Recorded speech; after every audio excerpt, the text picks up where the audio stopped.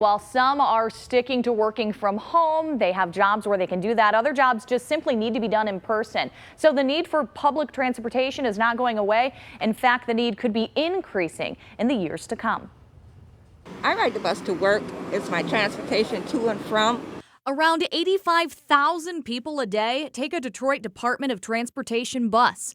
However, riders say the bus isn't always keeping up with the pace of their busy lives. Experience is kind of slow since the pandemic, but it's to be expected. They run one every hour or one every 2 hours, which a person who is working has to be to work within that hour. Okay, so if you miss that hour bus, you have to wait 2 hours.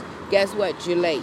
Right now, ridership has not increased since the slow return to normal. That's according to both DDOT and SmartBus. But transportation experts say that could change. A lot of people are able to work from home and aren't commuting in, and that's convenient and helpful for many of us. But there's an awful lot of jobs where that's not a choice. Megan Owens is the executive director of Transportation United Riders, a nonprofit dedicated to bettering public transportation.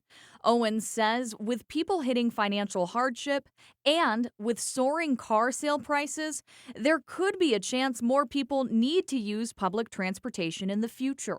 There's a lot of questions. This is a new time. However, even before the pandemic, public transportation in Southeast Michigan has been limited.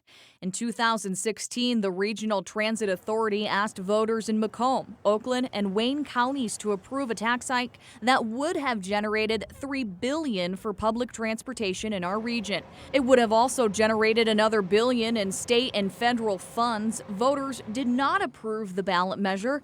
Instead, it missed the mark by only 18,000 votes. There isn't a specific plan at this point for running a ballot measure here, but the need still remains. There's a lot of places you can't get to at all on the bus, and there aren't enough buses running as frequently as people need. So we as a region only invest about a third of what most major metropolitan regions invest in their transit systems. And a ballot measure is likely the only way to substantially increase the amount of service that's available. A lack of transportation has put economic development in a bind in the past. Amazon choosing not to build a second headquarters here in Detroit back in 2018, instead opting to build in Crystal City, Virginia, citing not only a lack of talent, but a lack of transportation. Busing systems here taking note and trying to adapt to transportation needs. Even just in the last couple of years, with all of the additional logistics types developments, Amazon, Penske have done a lot of developments. Those workers need transit 7 days a week.